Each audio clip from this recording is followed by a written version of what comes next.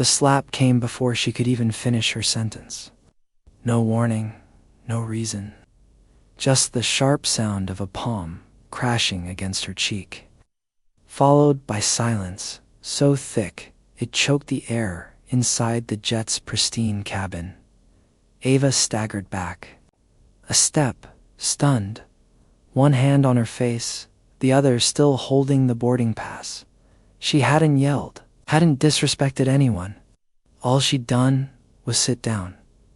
"You people need to learn your place," the flight attendant snapped, loud enough for every passenger to hear. "This jet doesn't take walk-ons from airport staff." The words hit harder than the slap. Ava said nothing. Not yet. She looked down at the seat she had chosen. Leather, warm beige. Nothing different from the others. She looked at her outfit. Plain sneakers, soft hoodie, clean, but unbranded. And she finally understood. It wasn't what she did. It was what she looked like. What no one in that cabin knew. Not the stewardess who had just assaulted her. Not the suited man smirking in the next row. Not the silent passengers pretending not to stare. Was that this plane belonged to her. That every inch of luxury they were enjoying was paid for by the woman they had just humiliated. Because Ava Monroe wasn't a cleaner. She was the billionaire who owned the sky they were flying through. But she didn't shout, didn't defend herself. She simply eased herself back into the seat, slow and quiet, like she was folding her pain into her chest. The way she had done so many times growing up. She had learned long ago that power wasn't always loud, and sometimes it was better to let people reveal who they really were. The flight attendant, a woman in her early 40s with a crisp uniform and a pinched smile, lingered for a moment, clearly expecting resistance. When none came, she sniffed, like she'd won something, and turned on her heel. Ava felt the woman's gaze burn against her skin, even as she walked away, leaving behind a trail of whispered disgust and barely hidden judgment. The man across the aisle coughed, adjusted his Rolex, and didn't look her way. The couple near the back shifted uncomfortably, pretending to be lost in conversation. No one said anything. No one asked if she was all right, because, to them, she wasn't worth the discomfort of truth. She didn't fit their picture of wealth. Her skin, her silence, her simplicity, none of it matched their expectations, and that made her invisible. Her cheeks still burned, but the ache inside her chest was older, deeper, and harder to soothe. It had followed her through the years, from the cramped apartment in Chicago, where her mother raised her alone, to the night she slept under her desk while launching her first startup, to the endless boardrooms where she was the only black woman at the table, and always the last one taken seriously. Even now, with more money in her account than the entire cabin combined, she still wasn't enough to be believed. She stared out the window as the jet began to taxi. Her reflection stared back, tired but unbroken. Her fingers curled slightly over the edge of the armrest, not from fear, from control. Let them think she was no one. Let them believe their assumptions. That flight attendant, Collins, if she remembered the badge right, had just made a mistake that would echo far beyond this flight. But Ava had learned patience from pain. She would wait. The engines roared, lifting them into the sky with a smoothness only private jets could offer. The world below shrank, and inside the cabin, quiet chatter resumed, as if nothing had happened. As if assaulting a black woman for not looking rich enough was just a glitch in the routine. Ava pulled out her phone, ignoring the eyes still flicking toward her. She didn't need to prove herself, not to anyone here. The jet had been scheduled by her assistant under a partner's name, a calculated move to test her investors' loyalty before a major acquisition. She had wanted to see how they behaved when they thought she was just another guest. She hadn't expected this, but maybe she should have. Still, part of her chest ached in a way she hadn't felt in years. It wasn't just about the slap. It was the reminder that money couldn't buy dignity. Not when people were determined to strip it from you before you spoke. She scrolled through the notes on her phone, meeting points, talking strategy, legal clauses, but her eyes blurred. Her mind kept returning to the heat of that moment. The humiliation, the weight of everyone's silence, the way no one had asked, "Are you okay?" She wasn't. Not really. Because every time this happened, and yes, it had happened before in smaller ways, quieter ways, it tore open old wounds. Not from her corporate life, but from the girl she used to be. The one whose mother cleaned houses for women who never learned her name. The one who got stopped at stores because she didn't look like she could afford to be there. The one who had to overachieve just to be tolerated.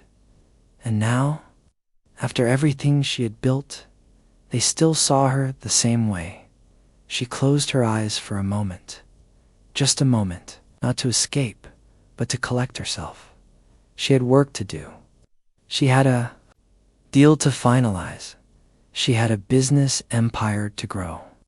And when this plane landed, she had a message to send. Not with anger, not with outrage, but with quiet, undeniable power. Let the world underestimate her. That was always her greatest advantage. The moment the wheels touched down in San Diego, Ava felt the weight of the cabin press in on her. No one looked at her. Not the man who had smirked when she was slapped. Not the couple who'd looked away. Certainly not Collins, the flight attendant, who now wore a mask of performative grace as she handed out warm towels and bottled water with forced smiles. Ava remained seated until everyone had exited. She always did. Not out of fear, but to give the silence room to speak once. Alone, she rose, steady and slow, and walked the length of the empty aisle, like she was walking through the wreckage of something sacred. The leather, the chrome, the soft carpet, all of it had been chosen by her team, approved by her, paid for with sacrifices no one here would ever understand. Yet today, it had become a stage for her public degradation. Outside the hangar, her driver waited in a quiet, sleek sedan. He didn't ask questions. He never did. That was one of the reasons she kept him. There were too many days when Ava didn't have words for what she felt. And this was one of them. Back at her beachside home, a modern glass sanctuary overlooking the gray ocean, she collapsed onto the oversized couch and curled into herself. She didn't cry. It wasn't that kind of wound.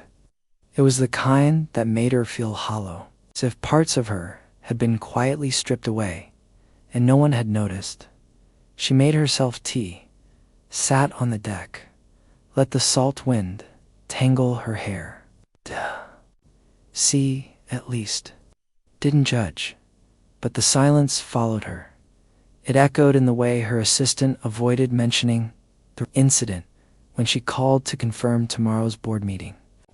It lingered in the emails that flooded her inbox, each one perfectly polished, each one pretending her face hadn't been the target of someone else's hatred. Even her lawyer, when she brought it up, simply said the words she'd come to dread. You don't want to make it a bigger deal, but it already was a bigger deal. Just not for them. The next morning, she walked into the boardroom, tailored suit, clean lines, not a single crease out of place, and every man at the table nodded in acknowledgement. None of them knew. None of them cared to ask. And she didn't offer it, 'cause here too, she wasn't expected to be human. She was a machine, a genius, a number-producing entity wrapped in brown skin and grace. She delivered her presentation flawlessly. She always did. But even as the men around the table applauded her projections and nodded at her strategy, Ava saw it. The flicker in their eyes, the disbelief, the subtle way they leaned in when a male exec spoke, but leaned back when it was her turn. Even after all these years, all these wins, she still had to prove herself, and now she had to do it while pretending. The sting on her face wasn't still there. After the meeting, she stopped by her favorite cafe, a small place tucked between high-rise offices. She used to come here when she was building her company from a shared workspace. Back then, the owner, a silver-haired woman named Margot, would sometimes slip her an extra muffin when she saw her crying into her laptop. Today, the woman behind the counter was someone new, young, tired-looking, with eyes that didn't quite meet hers. Ava stood in line like everyone else. No one recognized her, even here. The barista handed her coffee without a smile, calling out the wrong name. She corrected him softly, but he had already turned away. No apology, no second glance. She sat in the corner near the window and watched people pass by, suits and phones, and faces twisted with stress. No one saw her. And maybe that was the hardest part, to be so visible when convenient for business, for interviews, for press, but invisible when she was just a person. Outside, a little boy tripped on the curb. Ava flinched as the child fell, scraping his palms. For a second, no one moved. Then, a homeless man stepped forward from the shadows of the alley and helped the boy up. Brushing off his knees with gentle hands, the mother turned, startled, and pulled her child away with a glare. She didn't say, "Thank you," just walked off, murmuring something into the phone about creeps in the city. The man stood still for a moment, blinking at the rejection.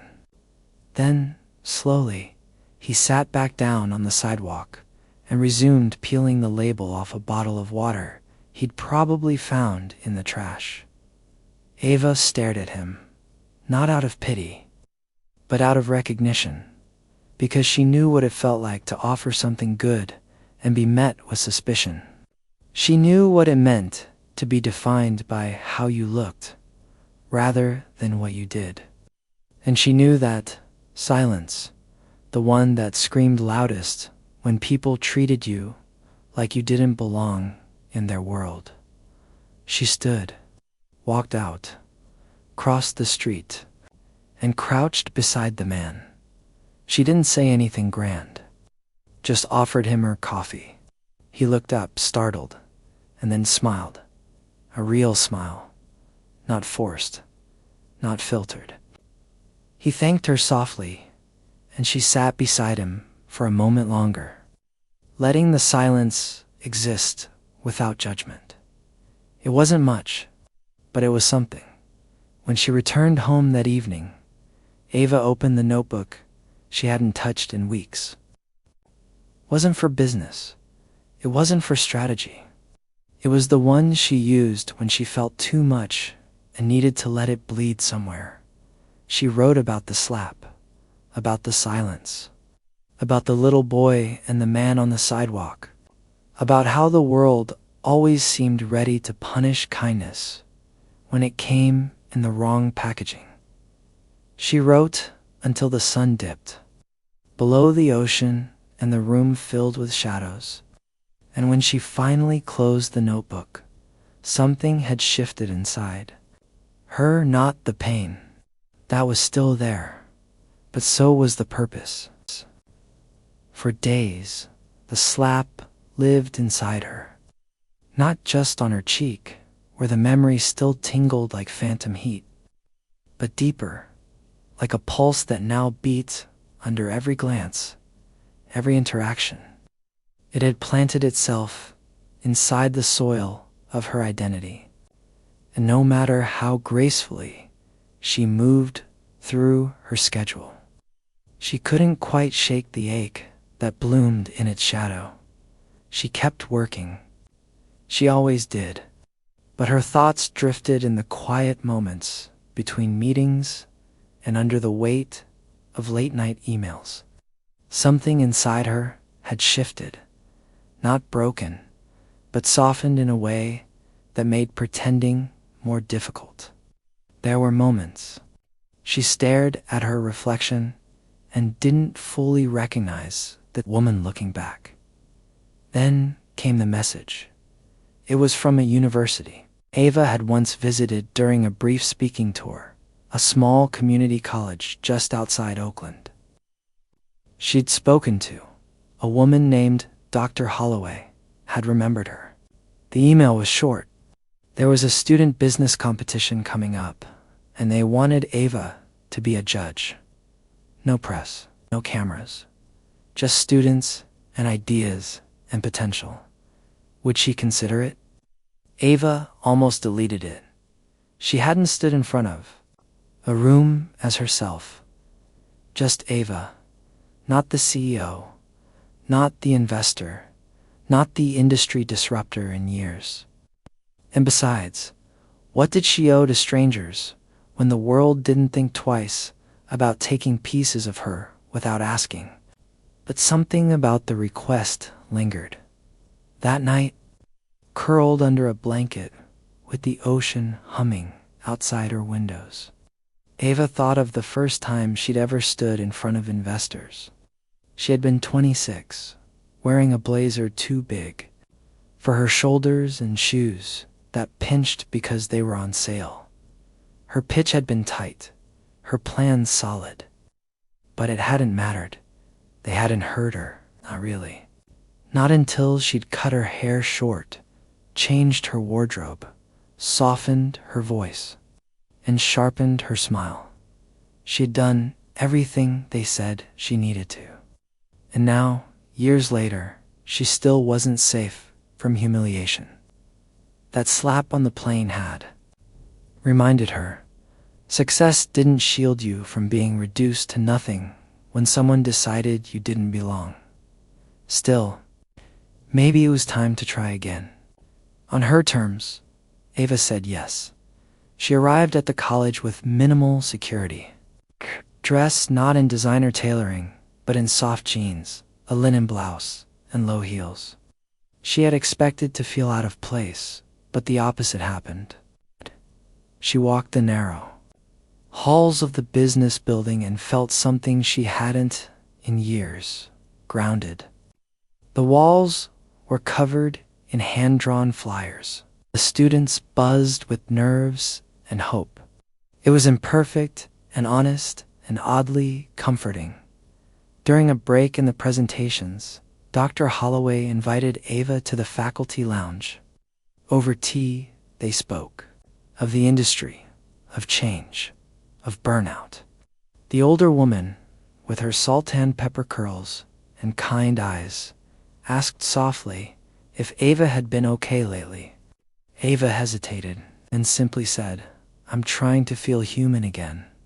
The professor didn't ask for more. She just nodded, as if she understood. And that, more than anything, allowed Ava to breathe for the first time in weeks. Later that day, as she listened to a young woman pitch an eco-packaging startup, Ava felt a flicker of something she hadn't known she'd missed: belief. Not in the product necessarily, but in the bravery it took to dream out loud, to be vulnerable, to say, "This is mine, and I believe it matters." After the competition ended, she lingered behind. One of the students, a tall, awkward boy with crooked glasses and a nervous stutter, had come in last. His idea was rough, his slides were blurry, but his heart had been there, and Ava couldn't forget the way his hands had trembled when he spoke. She found him sitting alone near the vending machines, head bowed, backpack clutched between his knees. She sat beside him, silent for a moment. Then she told him what no one had told her when she was in his shoes: that being underestimated could be fuel, that failure didn't mean stop. It just meant start again, smarter. He didn't say much, but when he looked at her, something in his eyes had changed. She left the school just before sunset, and for the first time since the incident, she felt not just useful, but present. Fully here, fully herself. That night, Ava sat on her balcony with a notebook and let the breeze fill the space around her. She thought of the boy by the vending machine, of Dr. Holloway's quiet concern, of the students who had dared to dream out loud, and then, without fully planning it, she began to write a new plan, not for profit, but for purpose. A mentorship program, private, discreet, targeted towards students like the ones she'd seen today, those without polish, but full of raw promise. She would sponsor it herself. No media, no marketing, just chances. Quiet ones. The kind she had once needed. Still, the doubt lingered. Who was she to offer guidance when she hadn't even reclaimed her own peace yet? How could she lead others through struggle when she still flinched at every unexpected look, every passing comment? The questions haunted her in the days that followed. She walked through her offices like a ghost, managing, approving, directing, but internally unraveling. She wanted to care again, deeply, but her soul still felt bruised. Then, one evening, as she prepared for bed, she caught sight of herself in the mirror. Not the surface reflection, but something underneath. A tiredness, vulnerability, but also quietly, a kind of resolve. She whispered to herself, almost without realizing, "I don't need to be whole to help someone else begin." And maybe that was the turning point. Not a grand revelation, not a victory, just a decision, soft, small, and trembling, but hers. The first email came 3 weeks after the competition. A student from the mentorship list, then another, then 6 more. Word had spread, gently but steadily, through the quiet networks of campus bulletin boards and whispered conversations between hungry dreamers. Ava's inbox filled not with desperation, but with hope. Raw, eager, unpolished hope. And somehow, it lit something inside her. She spent her mornings reviewing applications over black coffee, tracing the letters of every heartfelt message as though touching paper might help her remember how it felt to need something so badly and not know where to begin. She'd almost forgotten what it was like to reach for something without armor. And so, slowly, she created a space where armor wasn't needed. She hosted quiet Zoom calls under a different name. She didn't lead with her titles or accolades. She'd let them call her Ava, just Ava. And she listened, not as a CEO, but as a woman who knew what it felt like to be invisible. One student, a girl named Simone, had an idea for a mobile app that connected elderly people living alone with volunteers.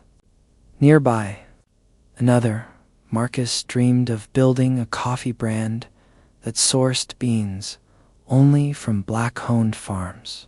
Their plans weren't perfect, but their conviction was.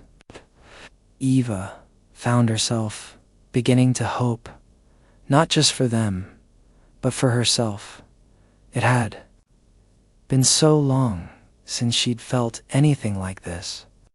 Not the cold fire of ambition or the brittle satisfaction of another deal closed, but warmth, purpose, connection. She let herself believe again until the article dropped. It was a Tuesday morning when her assistant buzzed in, voice low and tight. "There's something you need to see." A major online publication had released an expose anonymous sources claiming Eva had used a student mentorship program as a PR stunt to rebrand after a mid-air altercation. The article painted her as manipulative, accused her of hiding behind struggling students to clean up her public image. They quoted fragments from her anonymous Zoom sessions, twisted her words. One line read, "She's pretending to be one of us, but she lives in a glass tower. Eva Monroe is not your savior. She's a billionaire playing dress-up." Eva couldn't breathe. She scrolled down, hands trembling, until she saw it, a screenshot of her with Marcus and Simone on a call. Their faces blurred, but her expression soft, open, unguarded, exposed. That moment of trust had been stolen and weaponized. Her phone wouldn't stop buzzing. Calls from board members, emails from PR firms, staff whispering behind closed doors, investors asking for statements. Everything she'd carefully rebuilt, not her reputation, but her quiet belief in humanity, began to crack.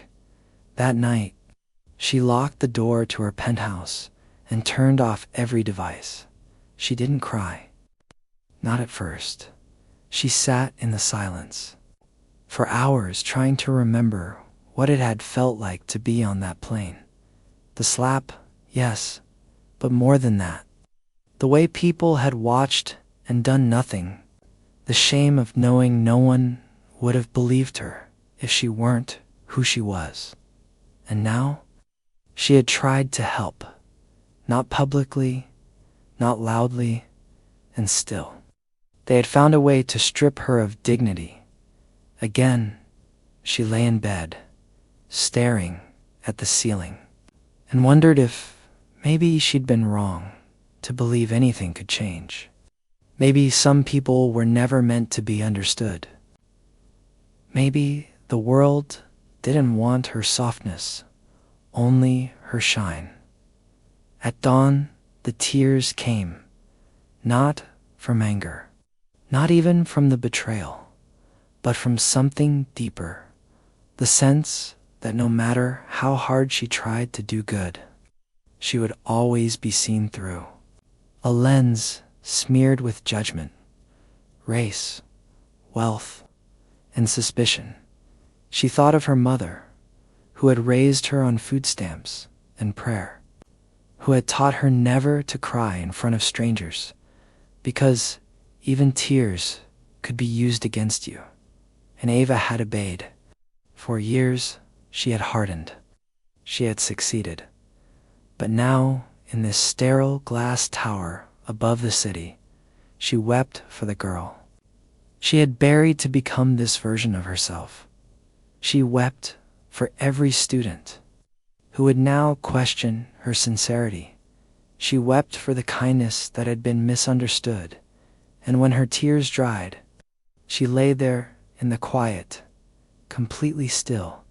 This was a deeper low than the slap, because now she wasn't just humiliated, she was disbelieved.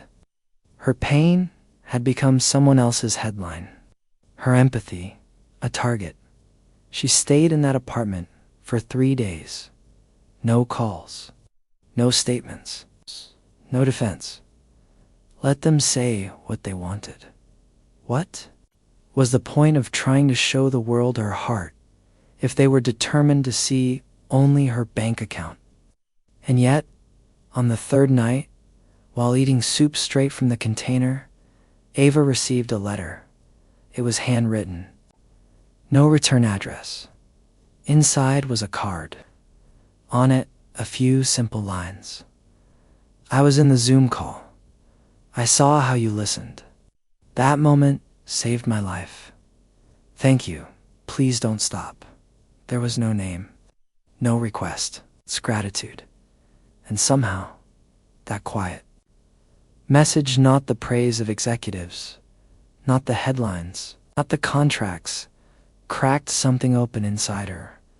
Not in a dramatic, triumphant way, but like the slow melt of winter snow. The collapse was real. The humiliation was real. But so was the kindness. So was the truth of what she'd tried to give. And somewhere beneath the ache, Ava began to wonder if one unseen act could save a stranger. Maybe that was still enough. Ava didn't return to the public eye with a press release. There was no staged interview, no carefully chosen wardrobe, no social media apologies soaked in manufactured regret. She didn't speak to journalists. She didn't defend herself. Instead, she planted basil on her apartment balcony each morning. Still in her robe, she'd water the fragile shoots and breathe in their scent. Sweet, green, living. She didn't know why. Maybe because it reminded her that growth didn't need headlines. Card that anonymous letter, she kept it taped above her kitchen sink. She read it each time the doubt returned. And slowly, she began to ask herself a question she'd spent her entire career avoiding. Who am I without the armor? The answer didn't come all at once. It showed up in quiet ways, like when she called Marcus, one of the students in her mentorship program, and simply asked how he was doing. Not as a sponsor, not as a CEO. Just as Ava, he told her his startup idea had stalled. After the article dropped, potential investors ghosted him. He sounded embarrassed, like failure had folded into his voice. But Ava didn't offer money. She listened, asked questions, shared how her first company had collapsed in year 2 because she'd tried to do everything alone. She told him how lonely that failure had been. They spoke for an hour. No strategies, no solutions, just honesty. When the call ended, Ava didn't feel like a mentor. She felt like herself. She started reaching out more, not to control the damage, but to connect. She messaged Simone, then a young girl named Aisha from New Jersey, who had logged in to every mentorship call, but never turned her camera on. Ava asked her if she'd like to talk privately, and when the girl agreed, Ava cleared her entire day just to make space for that conversation. Aisha cried during that call. Told Ava she'd almost dropped out of school. Told her she thought maybe people like them, black, female, invisible, weren't meant to lead. And Ava, for the first time in a long time, didn't try to fix it. She just said, softly, "Me too. I thought that too." For a long time, something shifted in Ava that week.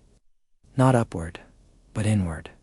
She stopped waiting for the world to believe in her again. Instead, she started believing more deeply in others. And then, a quiet miracle happened. The students, all of them, began writing back. Emails, handwritten notes, video messages. One by one, they sent words of thanks, not just for her program, but for how she had shown up in silence, for how she hadn't abandoned them when her name got dragged, for how she'd chosen to keep listening, even when no one was listening to her. Ava began collecting those messages in a folder she called The Proof. Not proof of innocence, not proof of worth, but proof that something good had come from the pain. She still hadn't returned to the boardroom. Her company ran without her now, thanks to a team she'd built long ago. She didn't miss it, not in the way she thought she would. Instead, she began hosting Sunday circles, private online gatherings where students and mentors, strangers and survivors could talk openly. No media, no donations, no networking, just stories, struggle, humanity. And in those gatherings, Ava realized something she'd never understood from a podium or press conference. Power didn't live in money, or headlines, or even in being right. Power lived in choosing love, again and again, even when the world called it weakness. She was growing again, not back into the towering figure the media had once loved, but into something softer, wiser, stronger, a woman who knew exactly who she was, not in spite of what she'd been through, but because of it. One morning, as she sat on her balcony watching the basil bloom, Ava received a letter. This time, it wasn't anonymous. It was from Olivia Grant. The flight attendant, Ava, stared at the envelope for a long time before opening it. Her hands were steady, but her chest pulsed with something old and raw. Inside, the handwriting was elegant, measured, the kind of script that tried to be perfect to hide the trembling underneath. The letter was short. Ava, I don't expect you to forgive me, but I want you to know I remember your face. I remember my words. I've thought about that moment every day since. I was wrong. I was scared, but that's not an excuse. You didn't deserve what I did. You showed me grace that day, even when I didn't earn it. Thank you for not becoming like me. Ava exhaled, closed her eyes. It didn't undo the past, didn't rewrite the pain, but it mattered. It meant someone, somewhere, had changed. She tucked the letter into the proof folder, not as a trophy, but as another seed, another sign that what she had endured had not been wasted. Later that week, Ava returned to her foundation's headquarters, not to retake control, but to redesign it. She sat with the staff, stripped titles from the org chart, asked janitors and interns to weigh in on outreach. She invited students to sit at the same table as executives. She told her team, no more branding over truth, no more savior stories. Let's just be human and let that be enough. People began to notice, quietly, organically, not the tabloids, not the business magazines, but the people who mattered, those who had once felt unseen, those who were starting to believe again.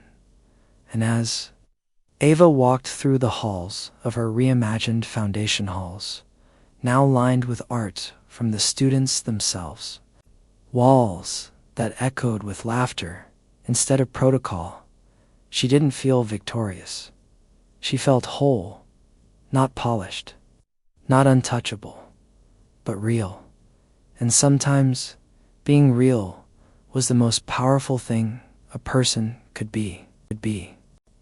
Ava never expected to see Olivia again. The letter had been enough.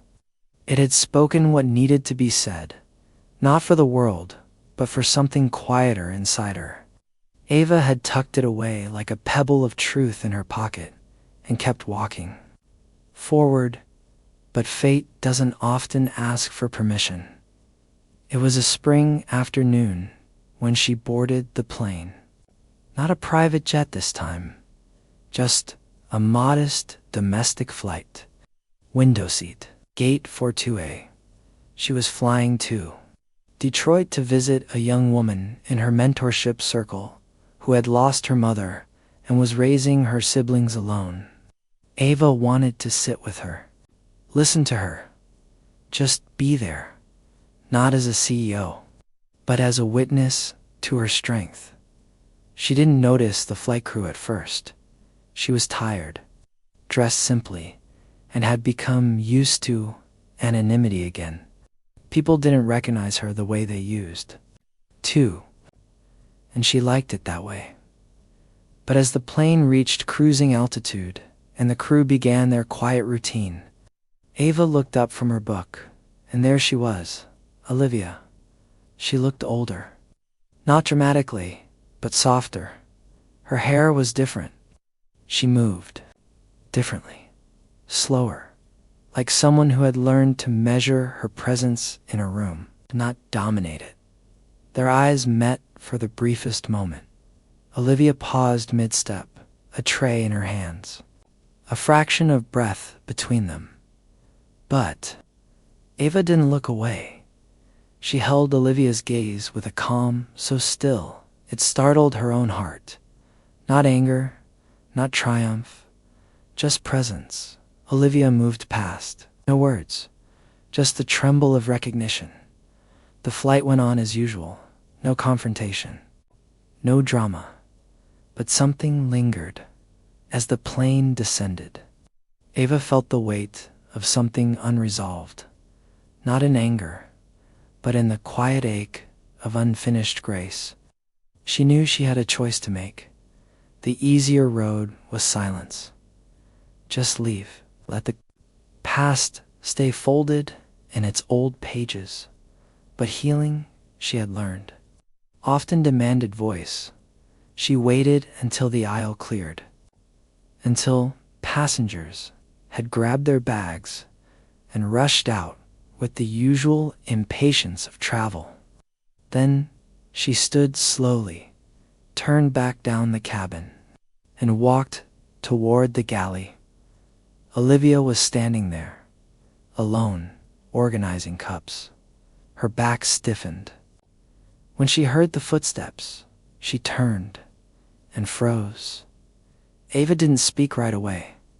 She just breathed, let the air settle between them. Then, in a voice that wasn't commanding or cold, but clear and human, she said, "I got your letter." Olivia swallowed hard. Her lips parted slightly, like she wanted to explain again, or beg again, or maybe just vanish. But Ava stepped closer, not to tower, but to offer space. "I don't know if you've forgiven yourself yet," Ava said softly, "but I want you to." "No. I did." Olivia's eyes welled. She didn't move. She couldn't. "I've changed since that day," Ava continued. "And I believe you have too." That moment hurt me, but it also stripped away things I didn't know I was hiding behind. She paused. And somehow, I'm grateful. Olivia blinked fast, fighting the flood. I don't deserve your grace, she whispered. None of us earn grace, Ava said. That's what makes it powerful. Silence settled between them. Then, Olivia nodded, not as an apology, not as surrender, but as a woman finally letting herself exhale. Ava turned to go, but as she stepped back into the aisle, Olivia called. After her voice cracked, but clear. Thank you. For not staying angry. For becoming more instead of less. Ava smiled, but didn't turn around. She didn't need to, because in that moment, justice didn't come in courtrooms or cameras or applause. It came in the form of quiet dignity. Two women, standing in the wreckage of the past and choosing to build something better from it. Ava walked off that plane lighter than she'd felt in years. Not vindicated, but free. Months passed. The seasons changed like pages in a book Ava had learned not to rush through. She no longer lived in the penthouse.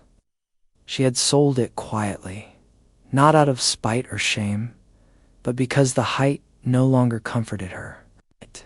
She had moved into a smaller home near a public park where children played after school and old couples walked hand in hand at sunset.